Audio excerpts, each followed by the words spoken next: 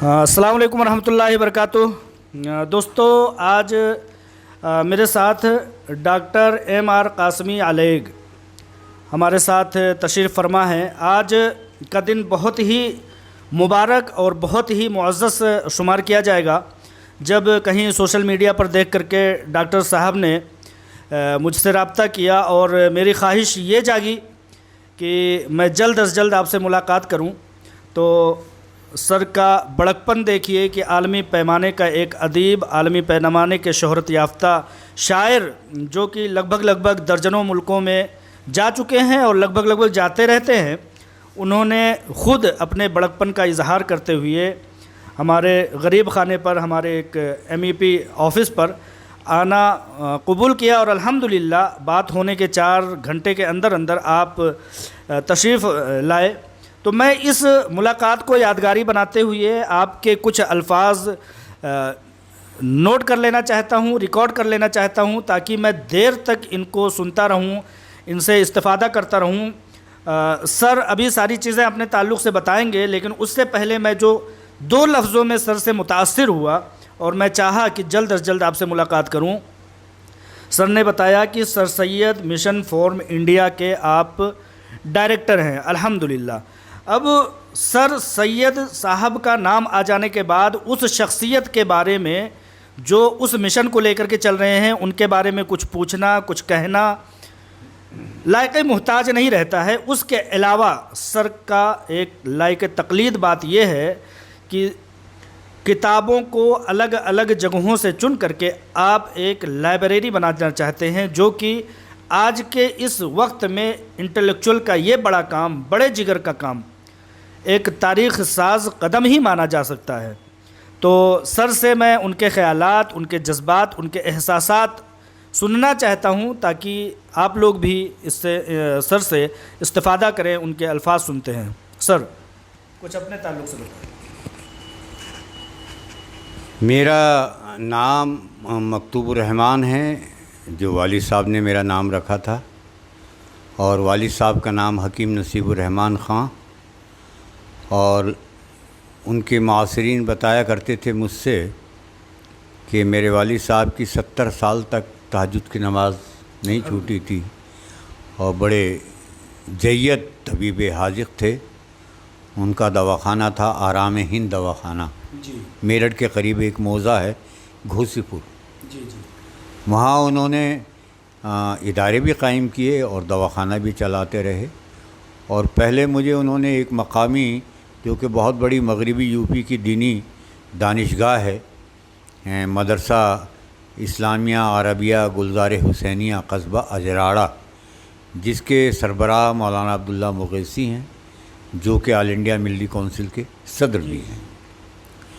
تو وہاں سے پھر میں دیوبند گیا۔ دیوبند سے میں نے فراغت کی بہت اچھے نمبروں سے، اور پھر میں نے وہاں ہمارے جو من پسند اور چہیتے ہم جن کے شاگرد تھے، مولانا وحید الزماں کیرانوی صاحب، وہ ماڈرن عربک کے برصغیر ایشیا کے بہت بڑے اسکالر، اور انہوں نے ہی الگ سے فراغت کے بعد صف ثانوی، صف اول، یہ سب ان کے ہاں کورس ہوتا تھا عربی کا۔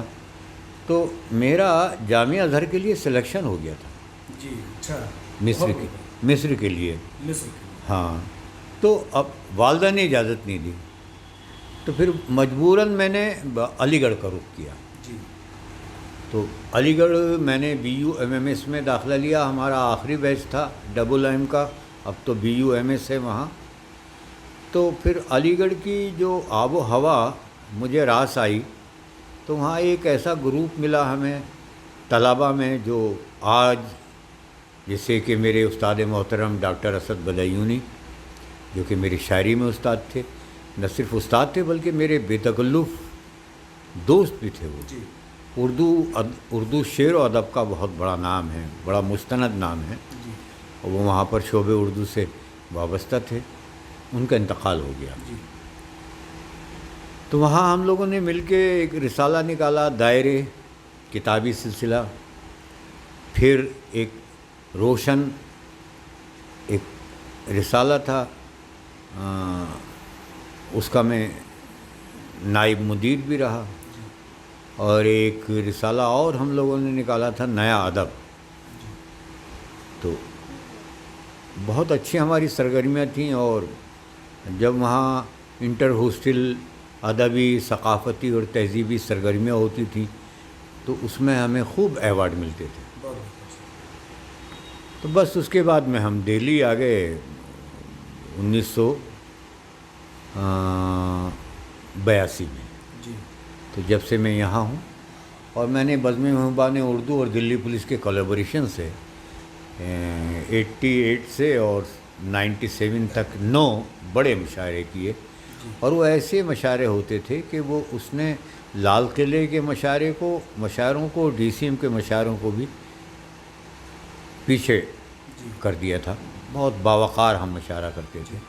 اس میں باقاعدہ ہمیں جو ہمارا نصب العین تھا وہ تھا کہ عوام اور پولیس کے درمیان کھائی پاٹنے کی کوشش، غلط فہمی دور کرنے کی کوشش.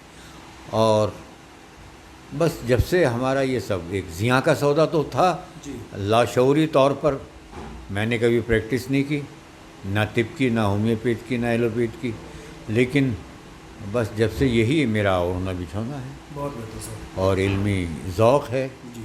اور میرا یہ ماننا ہے کہ کتاب جو ہے وہ گھر کو ایک احترام کا درجہ عطا کرتی ہے بلا شبہ. اور کتاب کا مطالعہ جاری رکھنا چاہیے. بہت شکریہ سر.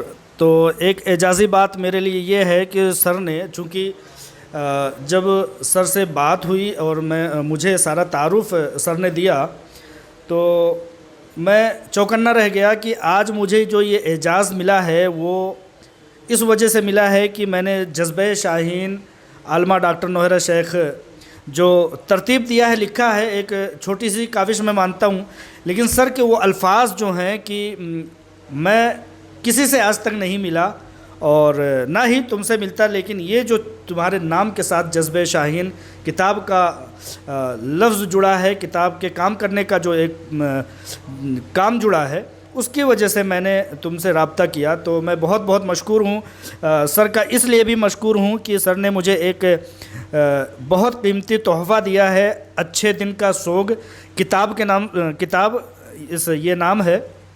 اور میں نے جی اچھا عتیق انضر صاحب کی لکھی ہوئی ہے. تو مجھے حوصلہ ہوا کہ سر کے اپنی لائبریری کے لیے والد گرامی جناب شیخ مولانا عزیز الرحمن صاحب سلفی کا شعری مجموعہ پرواز، جو کہ شیخ الحدیث جامعۃ السلفیہ بنارس کے تھے، آپ کو ہدیہ کروں تاکہ آپ کے لائبریری میں یہ چار چاند لگاتا رہے اور چمکتا رہے. تو میں اس ملاقات کو بہت دنوں تک بھول نہیں پاؤں گا، اور اگر کبھی میں بھولنے کی کوشش کروں گا تو یہ ویڈیو مجھے آپ کی سر یاد دلاتی رہے گی. الحمدللہ آپ جیسی شخصیت آج کے وقت میں بہت کم ملتی ہے، اور اگر ملتے بھی ہیں تو وہ اتنا متحرک نہیں ہوتے ہیں کہ 4 گھنٹے کے اندر بات چیت ہونے کے درمیان ہی آپ تشریف لاتے ہیں اور ہمارے دفتر کو، جو کہ آل انڈیا مہیلا امپاورمنٹ پارٹی علامہ ڈاکٹر نوہرہ شیخ صاحبہ کی قیادت میں چلائی جانے والی پارٹی ہے، اس کے دفتر میں تشریف فرما ہوتے ہیں. سر کو میں اس لیے بھی ملاقات کے لیے جانا چاہ رہا تھا سر کے پاس، کیونکہ سر نے بتایا کہ سر سید مشن فورم کے نام سے آپ ڈائریکٹر ہیں، لائبریری آپ بنا رہے ہیں. الحمدللہ دراصل علامہ ڈاکٹر نوہرہ شیخ صاحبہ جو ہیں سر، ان کے نام کے ساتھ بھی بہت سارے تاریخی اقدام جڑے ہوئے ہیں. انہوں نے 1000 بچیوں کا جامعۃ النسواں سلفیہ قائم کیا ہوا ہے، جو کہ 5 اسٹار رینک کا بلڈنگ ہے. فری آف کاسٹ وہاں پر تعلیم حاصل دی جاتی ہے، کوئی بھی فیس نہیں، یہاں تک کہ کتاب، پنسل اور بیگ کے لیے بھی وہ خرچ اٹھاتی ہیں.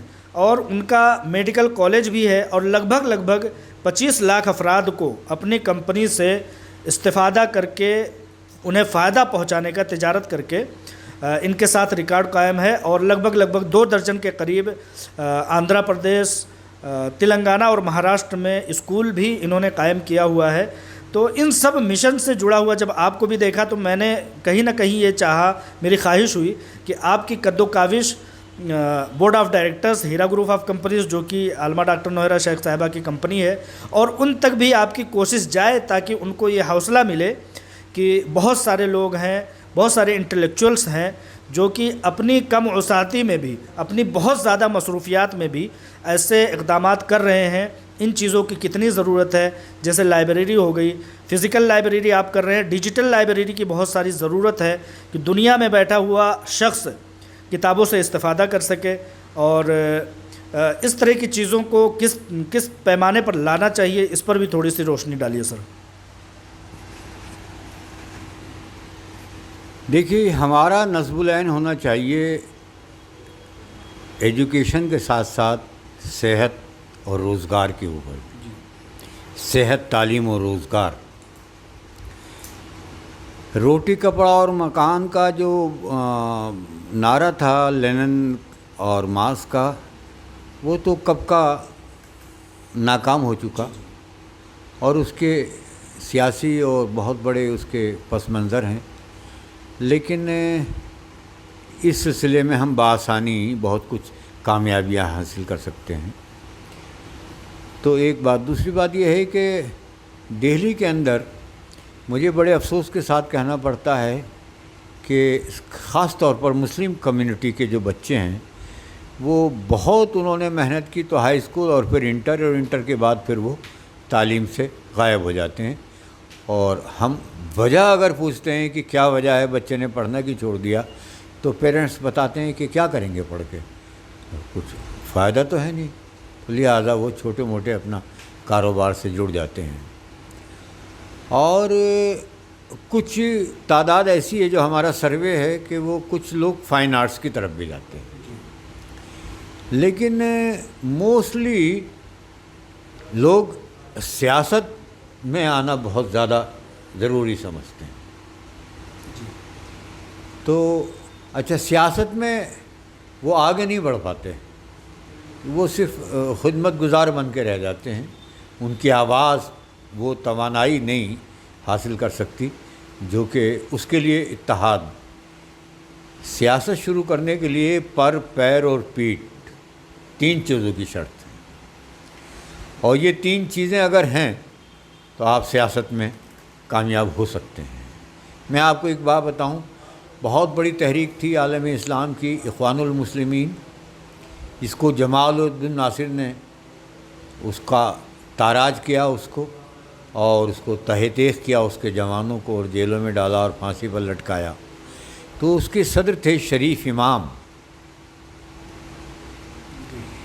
جب ان کو شریف امام کو تختہ دار پر پہنچایا جا رہا تھا تو BBC کے نمائندے نے بڑھ کر پوچھا کہ آپ سے غلطی کہاں ہوئی، تو اس نے تھوڑے توقف کے بعد ایک جملہ ادا کیا کہ ہم وقت سے پہلے سیاست میں آ گئے تھے۔ تو ہماری بڑی جوشیلی قوم ہے مسلم کمیونٹی کے تعلق سے، ہم دور رس حکمت عملی کے تحت قوت برداشت ہمارے اندر ہونی چاہیے، آپسی بھائی چارے کا عنصر ہونا چاہیے، آپسی میل ملاپ کا عنصر ہونا چاہیے۔ اب کسی مزاحیہ شاعر نے کہا ہے کہ بھائی چارے کا مطلب پتہ نہیں، میرے ذہن میں نہیں آ رہا ہے کہ ہم تو سمجھے بھائی ان کو اور وہ چارہ ہمیں، ایسی کچھ ہے، میرے یاد نہیں آ رہا ہے، اسرار جامی کا بڑا مشہور شعر ہے۔ تو اگر آپ پتھر سے سر ٹکرائیں گے تو پتھر کا کچھ نہیں بگڑے گا، آپ کا سر ہی اس کی وہی سر پھوٹے گا آپ کا۔ تو لہٰذا میں یہ نہیں کہہ رہا ہوں کہ آپ بزدل ہو جائیے، یا مطلب یہ کہ ظلم کو برداشت کیجیے، اسلام کی تعلیم یہ بھی نہیں ہے، یہ تو عیسائی مذہب کی تعلیم ہے کہ اگر کوئی آپ کے ایک تماچا مارے تو دوسرا بھی آپ پیش کر دیجیے، اسلام یہ نہیں کہتا۔ لیکن ہاں، اسلام میں بہت اچھا پہلو ایک یہ ہے کہ وہ یہ بھی کہتا ہے کہ آپ معاف کر دیں تو بہت ہی بہتر ہے۔ ہمارے حضور کی زندگی کے بے شمار واقعات ہیں کہ آپ نے بڑے بڑے مجرموں کو معاف کیا ہے۔ تو یہی ایک پیغام ہے کہ ہم تعلیم سے جڑیں، تعلیم سے خاص طور پر ہم خاتون کے اندر اگر تعلیم آئے گی تو پوری ایک نسل کو تعلیم یافتہ کر سکتی ہے، کئی نسلیں تعلیم یافتہ ہو جائیں گی۔ تو بس ان حالات میں تو یہی کہا جا سکتا ہے کہ ہم ادارہ سازی کریں، تعلیم سے جڑیں، اور موبائل سے کوشش کریں کہ جو اس میں بہت وقت ضائع ہوتا ہے موبائل۔ مجھے تو ایسا لگتا ہے کہ یہ موبائل جو ہے یہ فتنہ دجال ہے۔ تو نئی نسل کو حدیث میں جو ایک مصلحت ہے کہ آپ جلدی سوئیے، سویرے اٹھیے، زندہ قومیں وہی ہیں جو بہت سویرے اٹھتی ہیں، تو یہی کہا جا سکتا ہے۔ بہت بہتر۔ جیسا کہ میری خواہش تھی کہ سر کے کچھ الفاظ اور اقوال میں محفوظ کر لوں، اس میں کہیں نہ کہیں تک کامیاب ہوں انشاءاللہ تعالی۔ ناظرین اس بات کو بتائیں گے اپنے آرا میں۔ سر نے 3-4 ایسے قیمتی ورڈز بولے ہیں جس کو میں دہرانت دینا چاہتا ہوں: صحت، تعلیم اور روزگار۔ یہ چیزیں کسی قوم کو آگے بڑھنے کے لیے بہت ضروری ہے۔ اور سیاست میں سر نے بولا کہ پر، پیر اور پیٹھ، یعنی کہ تمام طرح سے، ہر طرح سے جب تک اپنا بیک گراؤنڈ مضبوط نہ کر لیا جائے تب تک کسی بھی میدان میں قدم اتارنا جو ہے اپنے آپ کو ہلاکت میں ڈالنے جیسا ہے۔ سر نے ایک چیز یہ بتایا کہ کوئی تحریک تھی جس کو کچلنے کے لیے جیلوں میں ڈال دیا گیا۔ سر عالمہ ڈاکٹر نوہیرہ شیخ صاحبہ کے ساتھ بھی ایسا ہی ہوا۔ صحت، تعلیم اور روزگار کے ساتھ وہ اس طرح سے جڑی ہوئی تھیں کہ ان کی پوری زندگی صحت، تعلیم اور روزگار کے لیے وقت تھا، لیکن لوگوں نے ان کے ساتھ سازش کی اور مکمل 2.5 سال تک ان کو قید و بند کی صعوبتوں میں جکڑ کر رکھا، جس کی وجہ سے 25 لاکھ کی آبادی متاثر ہوئی جو ان سے کمپنی سے جڑ کر کے روزگار حاصل کرتے تھے۔ تو اس طرح کے بہت سارے اقوال ہیں سر کے جو یادگار رہیں گے۔ سر آپ کا بہت بہت شکریہ۔ آپ لوگ بھی اپنے آرا میں بتائیے کہ سر کے اقوال آپ کو کیسے لگے۔ انشاءاللہ تعالی بہت دیر تک ہم ان چیزوں کو یاد کرتے رہیں گے۔ السلام علیکم ورحمۃ اللہ وبرکاتہ۔